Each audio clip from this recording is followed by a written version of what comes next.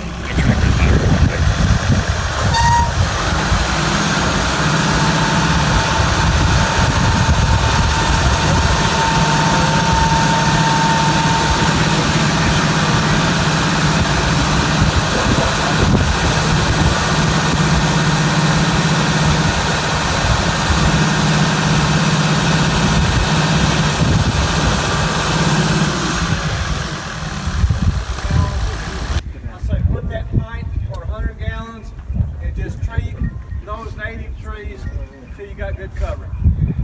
I mean, you can't define an acre at the bottom. You've got big trees, little trees, a bunch here, a bunch there. So just rate per acre and 100 gallons, you get good coverage. I've got this publication here. What I think I'll do is I'll put it up here with the insect collection. You will appreciate a small hole. So we purposely did not dig the hole because we want you to see that indeed you can dig the hole with a shovel. It's not that hard. The challenge we may have is the whole root system there.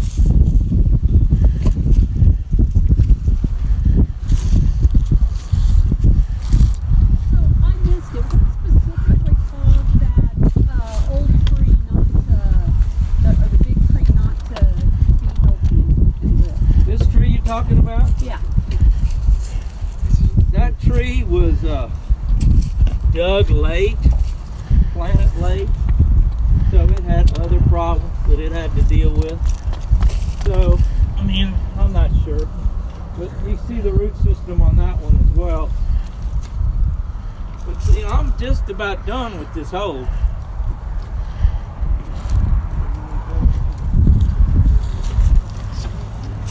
So you're hitting play now, right?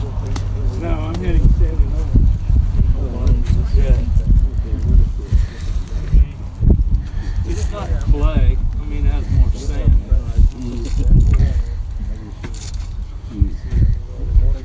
Dig a well in this pretty easy. Okay. Alright, see what we got. Pretty close, huh? A little bit more?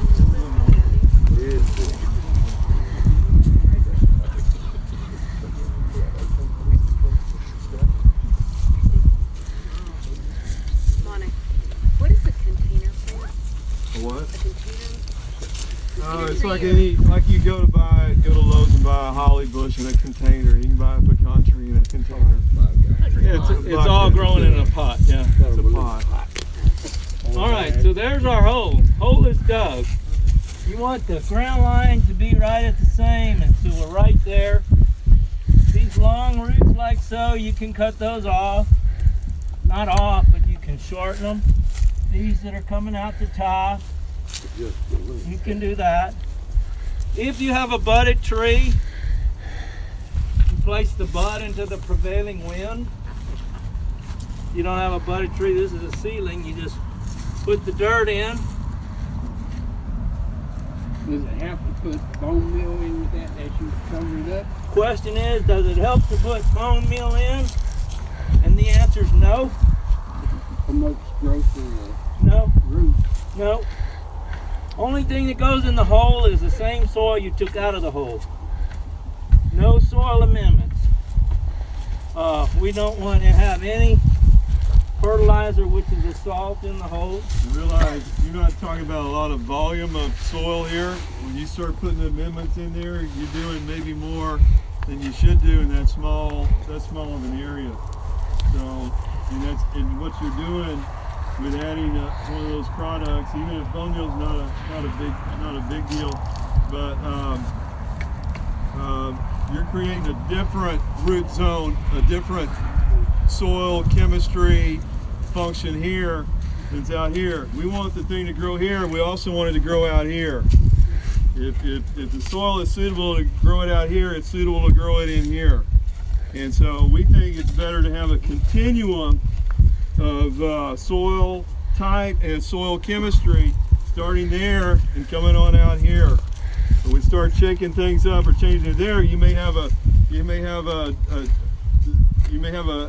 difference in wetting, drying, tendency to stay in that hole. We want the thing to grow out. So don't get, as Dr. Science said, we don't change much. If your soil is right to grow pecans, that's all you need in the hole. So is that a grafted tree, and if so, what's the root stock? This is a seedling tree, and I grew this as kind of a hobby, with no future, but somebody wants some seedling trees, you can see me, but I intended to graft this tree, and there are different seeds that I use for the rootstock, improved varieties. It's a mixed bag of stuff. So it's all pecan, though? Oh yeah, I mean that's a it's, let's say this one might be in a Kansas tree seedling, and so it's a Kansas rootstock seedling tree is what you got there. Now, a while ago, Dr. McKitchen told you to cut these trees back by half. Well, I don't think that's good enough. We have people growing 6 and 8 foot trees. And if it's a 12-foot tree, that's 6 foot. That's too tall. I cut them all at 42 inches, regardless of tree size. Cut them hard. Cut them hard. I planted a lot of trees for a lot of people, and it's never a good thing for the person to be there when you cut them off. If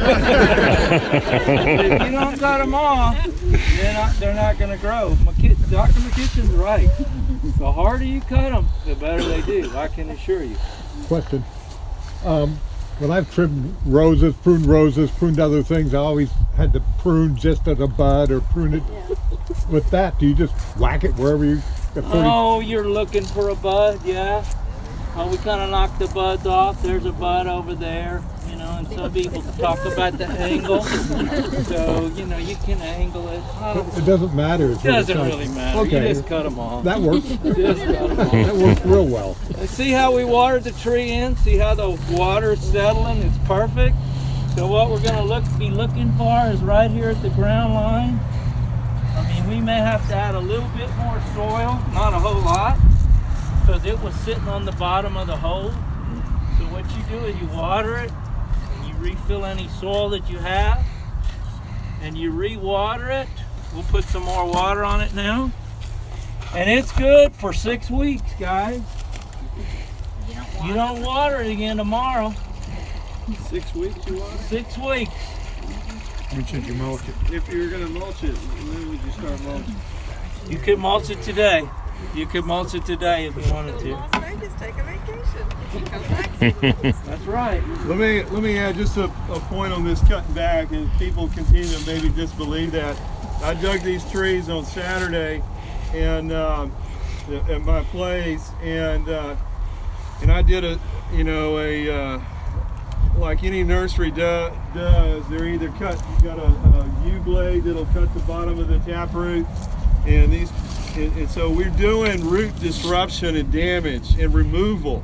I didn't get all the roots on Saturday when I dug it up. I got what I could, and so every bud on here that's living, when it warms up, it's going to grow. and it does not know that the roots that there were roots that were removed. So you're going to have it grow out the way it was intended to grow out before we started digging it out of the ground. And by shortening this top, we have less water demand, and so the ability of these roots that are left to support half of this is greater than the ability of these roots to support all of these buds. Because that one's got multiple tap roots in it, right? Yeah, there's a long story on these particular trees that I won't go into, but they were grown in a couple different locations. They kind of were handled as a container tree initially and transplanted to a field setting. And when you have a seed that is planted in place, you tend to get, and it doesn't hit any kind of interference, it will tend to make a longer taproot that's going to go, depending on the soil type, may go down to 20 feet. When I was a student, I think when Dr. Stein was, we did a lab class out here, and Dr. Story made us try to find the bottom of the root system. and we literally dug, and they would hold somebody down by their feet and try to find the bottom of the root system. So they will make more of a single dominant root depending on how the seed was handled and whether they encountered any barriers. But these That's were probably a good thing, right, for stability? oh There's some nurseries that used to undercut them and get multiple tap roots because they thought they got better livability, but there's no data to support that. I mean, we planted seedling trees that are multi-rooted like that in one single root, just like this right here, both live the same. So, Monty, let's say this root stock was taken out of the container and the bottom of those roots were wrapped around. I cut one the other day before I came here that was 4 feet long. yeah, Taproot was. that's what you do, cut them though. You did the right thing, you just cut them off. That's exactly right. Where the elbow root started at the elbow. Even if go it's like around that big. Absolutely, cut it off. Yeah. they'll grow out. And like I said Monday, there are people that say it doesn't matter. That they'll grow outward from that curl. They'll change directions once they've been given a new space to grow in. That the game changes completely. I think if they're really in a, by default, if they're in a circular pattern and you don't defeat that, they're going to get bigger, thicker. That's going to fuse, grow together, either form an inclusion or fuse together.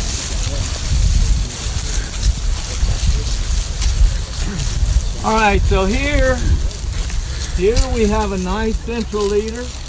We have this branch here coming in by the main tree, so that one's automatically going to come off. Right here, this one in here.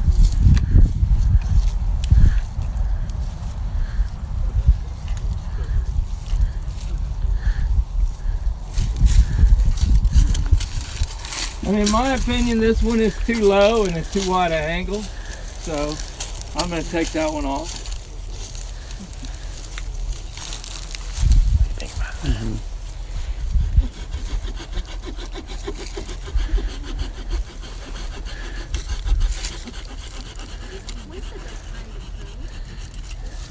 The best time to prune is right before bud break.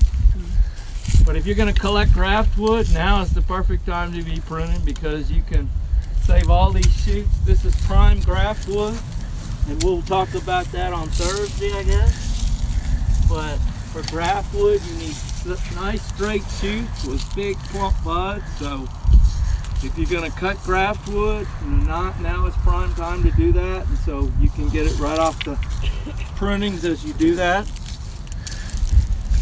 All right, we're going to make a jog over this way. And looks like a good one. So the $1 million question is, what do you do now? And the answer is, one of these has to go. And most people can't do it, so that's why you should only graft one.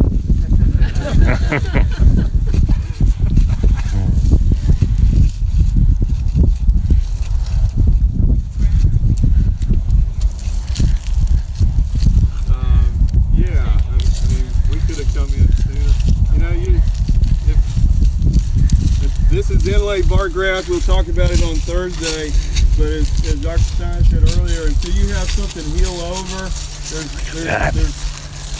amazing how strong this gets, and it's not completely, it's pretty strong now, but in the middle of July, we weren't sure whether we might have one of these blow out, so we leave them.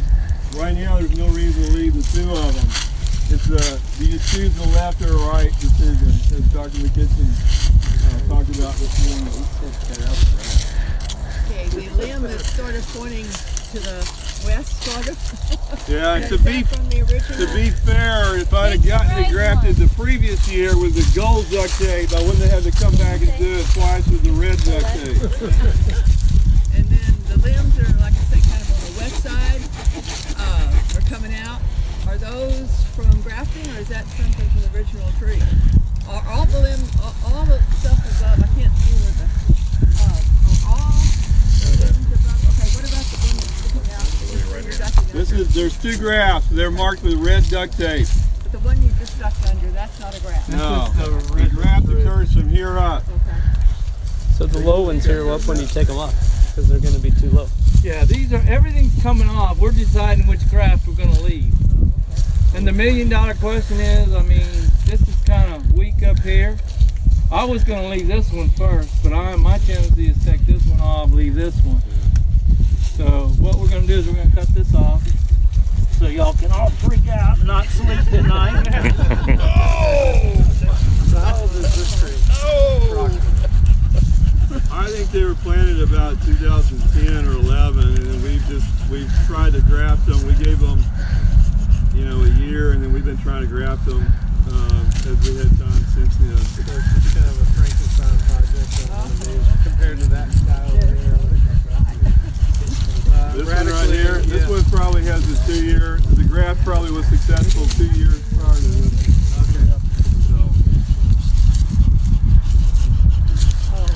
Those were less than 1 inch, would you leave them? Yes. What was the question? It depends on the It's less than variety. 1 inch, would you keep them? Lakota row, so I think they might make 7-10 pounds at that size. He's getting aggressive.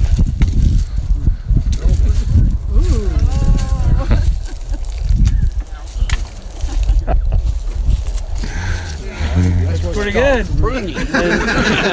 And that's encouraging the growth to then happen where? Now? What we want to do is we want that bud to go straight up. Yeah. And then we want these to. And then you stop this process when you can't pull it over and do it anymore. That's right. Okay. Now, do you strip those buds or no? Yeah, I'm not going to do that. The question is, do you take these primary buds off? And you could do this. And that means these lower buds are going to come out at a wider angle, which is kind of what you want. There's some people that just take their hand and do that. It depends on how many trees you have and how much time you have. So, all right, let's keep walking.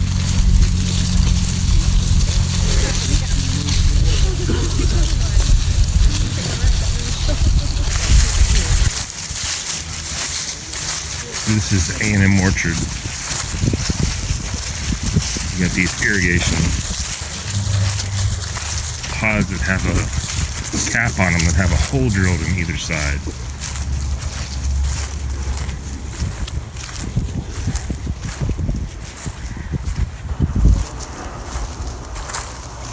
Oil field pump jacks off in the distance.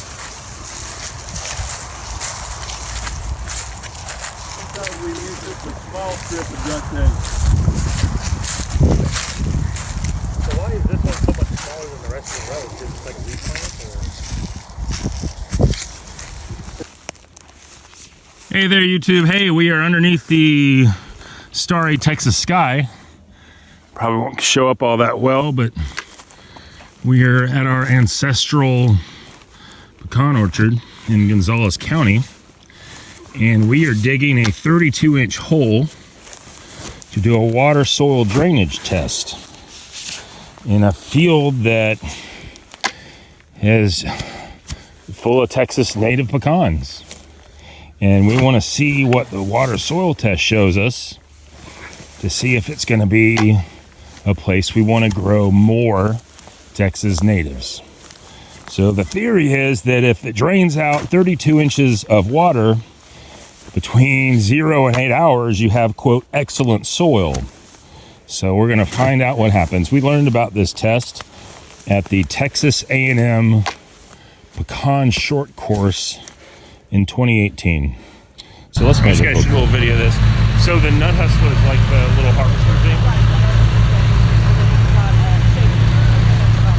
Okay. And the shaker hooks up the truck. Oh, it's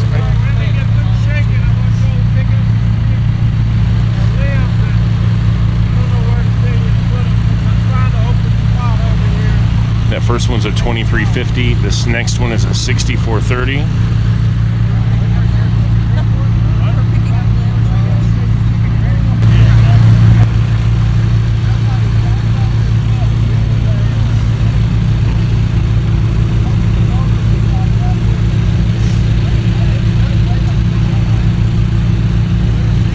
That tractor looks like a 6430.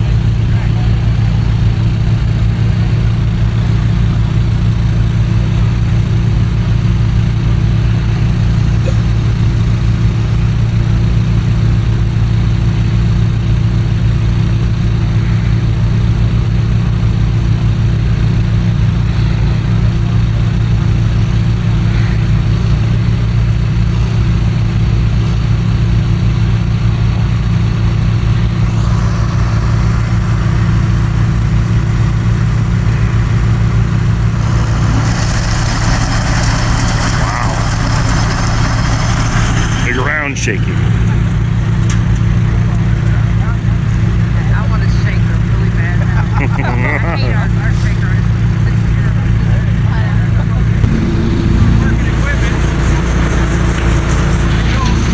This is Savage 4224. This container right here is a big giant fan in there.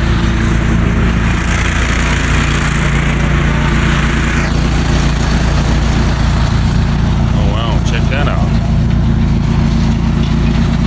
Pretty serious.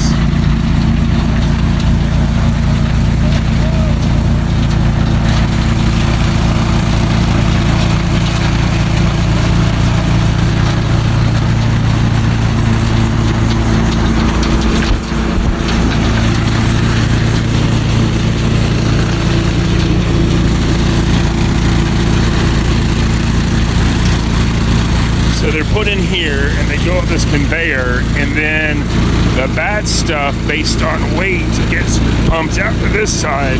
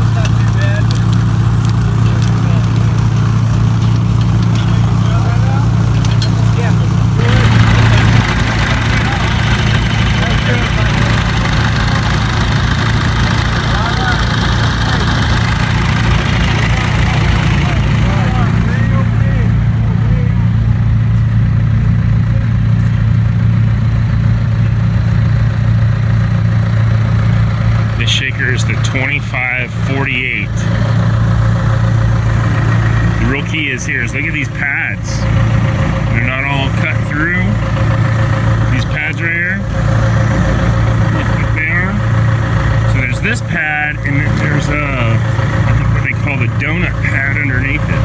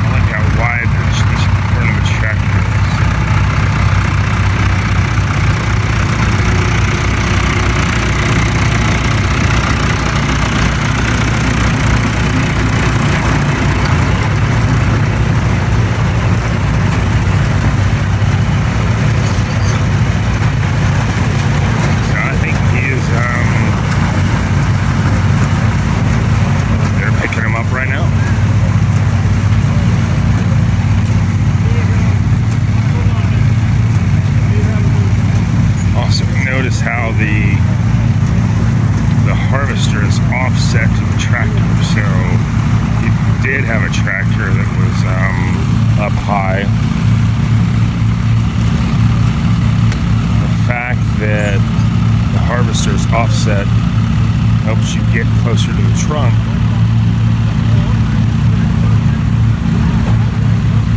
It's going at a good slow pace.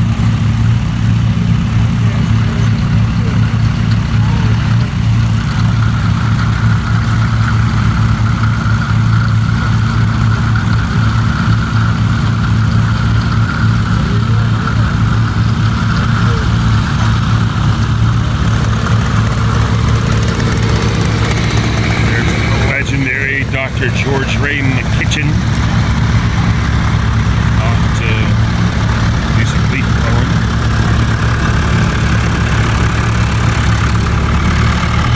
The Honorable Dr. Larry Stein in his Game Guard camo jacket.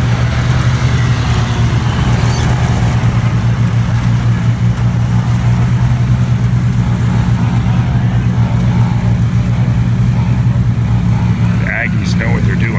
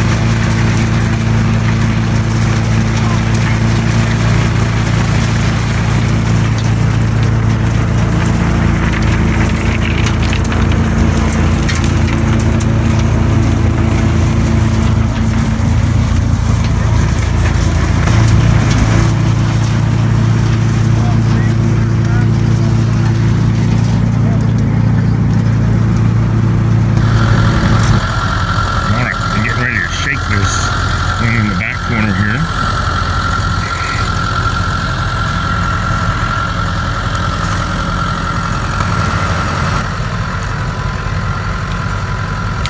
You can see those rubber pads are not torn.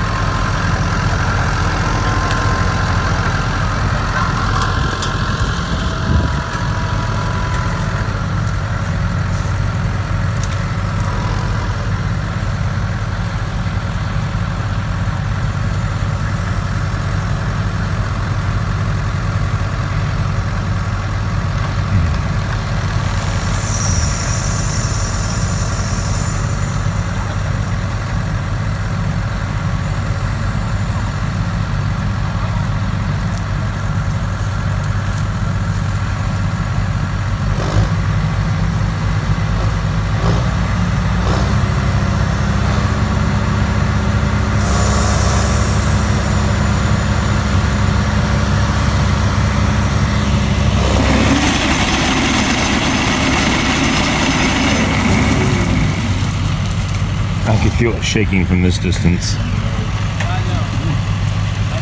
That's awesome.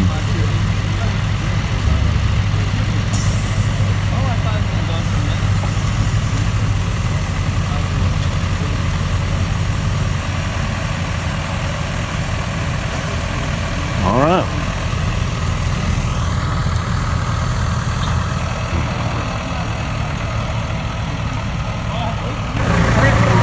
This is Texas A&M Savage Shaker. Check out the condition of these pads.